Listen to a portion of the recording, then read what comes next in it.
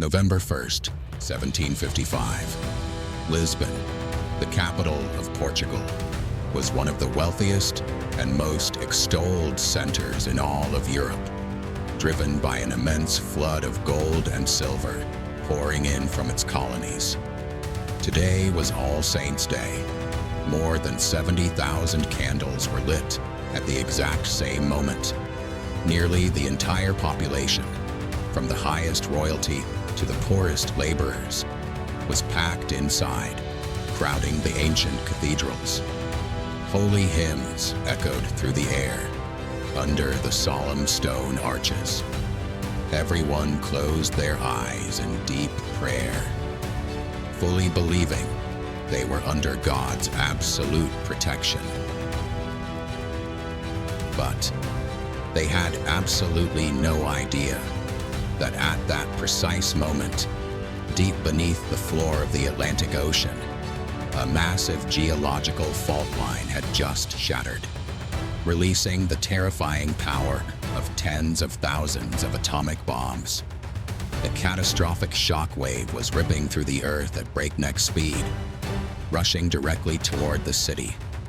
In less than 40 minutes, this prosperous capital would be completely erased from the map, not by a typical earthquake, but by a brutal, apocalyptic trilogy of disasters: earthquake, tsunami, and a massive firestorm.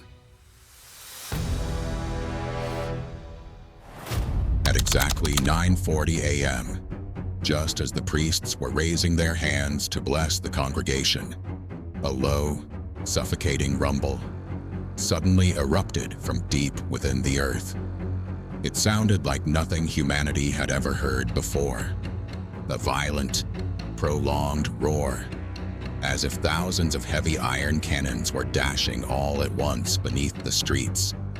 At first, people only felt slight vibrations, causing the crystal chandeliers hanging from the cathedral ceilings to sway gently. Many thought it was just a massive cargo wagon passing by. But that illusion lasted for less than 5 seconds. The gentle vibrations instantly turned into violent upward thrusts and savage sideways jerks.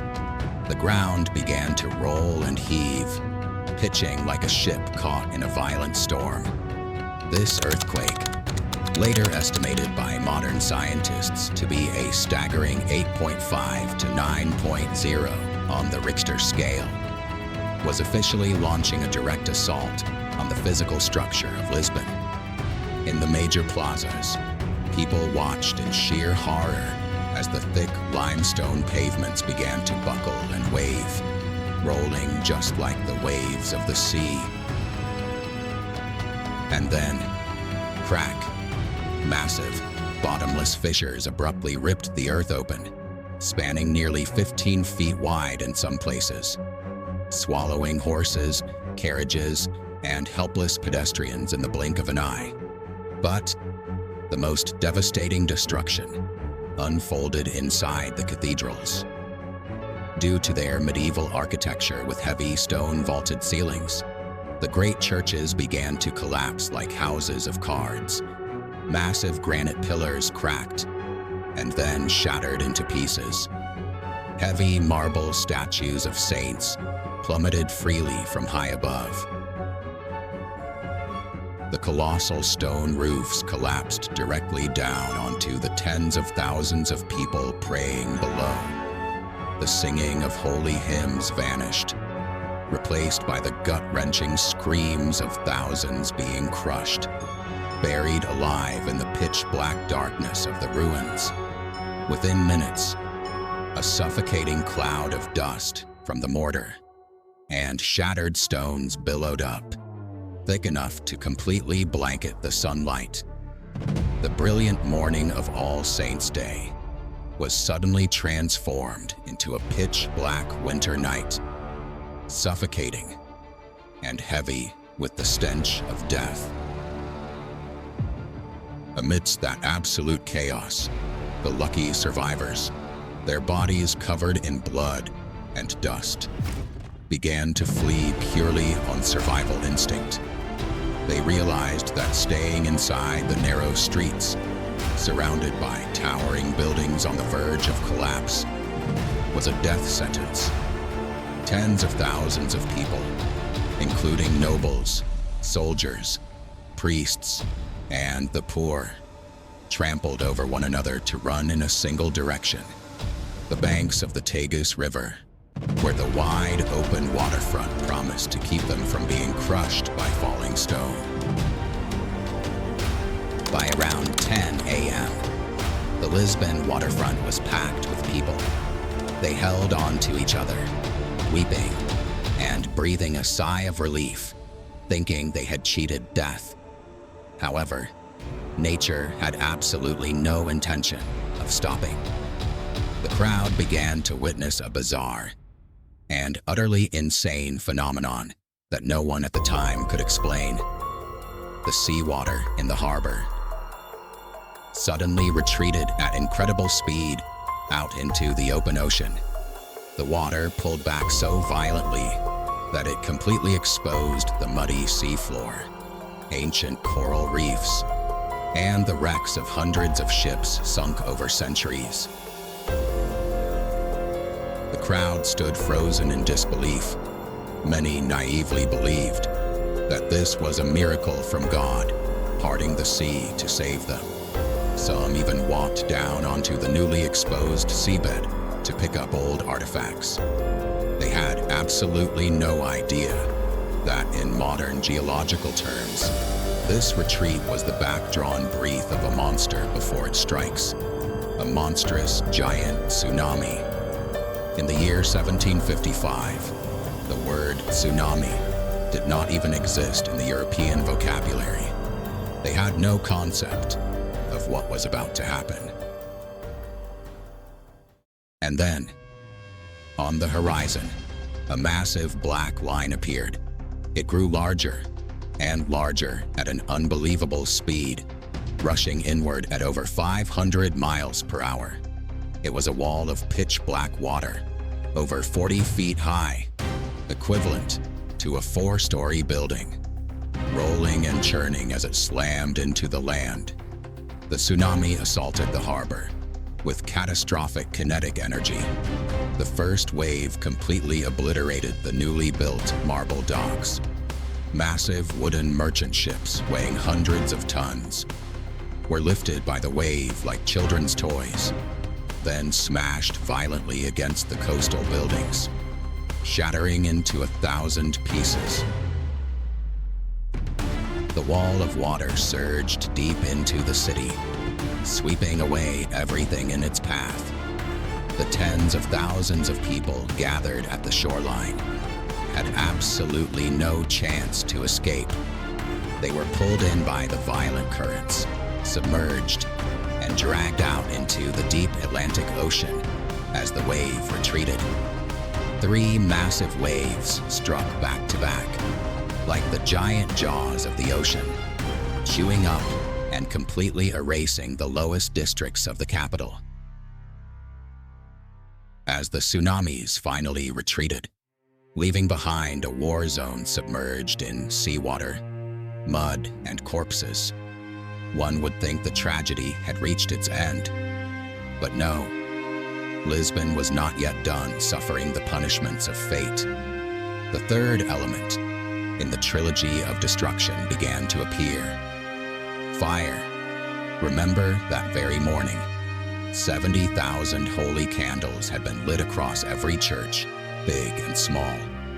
When the earthquake struck, these candles tumbled over, falling into velvet drapes, wooden pews, and bone-dry religious texts.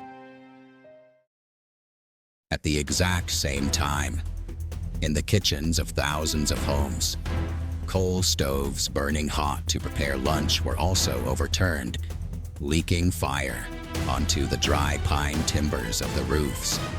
Fires began to ignite at hundreds of different points, simultaneously across every corner of the city, because Lisbon's entire water pipeline and reservoir system had been completely destroyed by the earthquake. The firefighting efforts of the guards and citizens became entirely futile. They did not have a single drop of water to fight the flames. To make matters worse, powerful winds from the Atlantic began to blow inland, feeding a massive amount of oxygen into the scattered fires. Within just a few hours, hundreds of individual fires merged together, creating the most terrifying extreme weather phenomenon, a firestorm. This firestorm generated its own atmospheric pressure system. It sucked in all the cold air from the surroundings, driving the temperature in the city center to over 1,000 degrees Celsius. The heat became so intense that iron hinges on palace doors melted into liquid, and bronze statues began to flow like water. Thick, black smoke billowed high into the stratosphere, turning the sky into a bloody crimson red. This firestorm raged unceasingly for 5 consecutive days and nights. It turned Lisbon into a literal, massive kiln. The Ribeira Royal Palace, which housed a priceless collection of Renaissance art, along with the royal archives containing the original journals and maps of the great maritime voyages since the days of Vasco da Gama, was utterly reduced to ashes. The Great Library, with over 70,000 rare books, was completely wiped out. Everything the earthquake didn't crush, everything the tsunami didn't wash away. The fire now consumed down to its very roots. Lisbon, a symbol of wealth and power, was now nothing but a desolate graveyard, a mountain of gray ash covering white bones. When the final flames finally died out on the 6th day, the world looked upon Lisbon in absolute shock and horror. More than 30,000 lives were lost. 1/3 of the city was completely erased, and the economy of an entire empire collapsed in an instant. But this disaster did not just leave material scars. It dealt a fatal blow to the psychology and philosophy of the entire Western civilization at the time. In the 18th century, the Age of Enlightenment, the dominant thought in Europe was religious optimism. People believed that this world was created by a benevolent God, and everything happened for a good reason. But the Lisbon earthquake shattered that philosophy.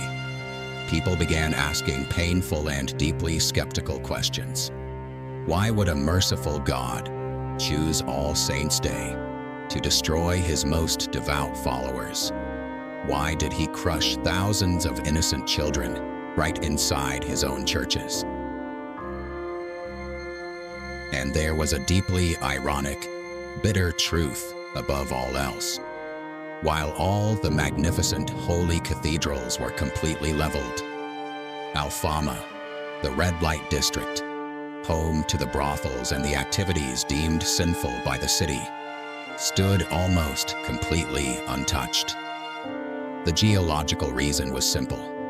Alfama was built on an ancient, solid granite foundation, which helped it absorb the seismic waves, while the rest of the city sat on loose clay and silt. But to the minds of the people back then, this was a direct slap in the face to religious faith. This crisis of faith ignited a massive intellectual revolution. The famous French philosopher, Voltaire, wrote major works mocking the blind optimism of religion, urging humanity to stop explaining everything through the will of God and to start viewing the world through the eyes of reason and reality. Right out of the ashes of faith, a new mindset was born, led by a deeply practical man, the Marquis of Pombal, the Prime Minister of Portugal. While the king and the nobles were paralyzing in panic, wanting to flee the city and drowning themselves in prayers for atonement. Pombal stepped up and seized absolute power with cold, terrifyingly efficient pragmatism. He uttered a classic line that changed history. "What now?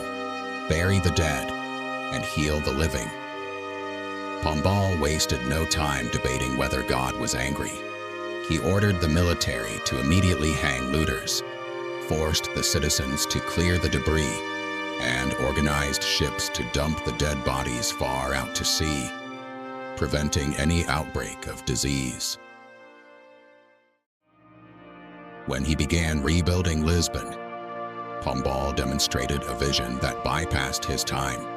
He refused to rebuild the city the old way.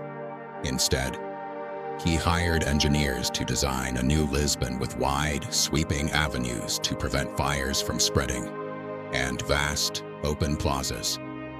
Most notably, he ordered buildings to be constructed using a completely new method called the gaiola pombalina, a wooden cage framework that could flex and expand resiliently during tremors. This was the first earthquake-proof architecture of the modern world.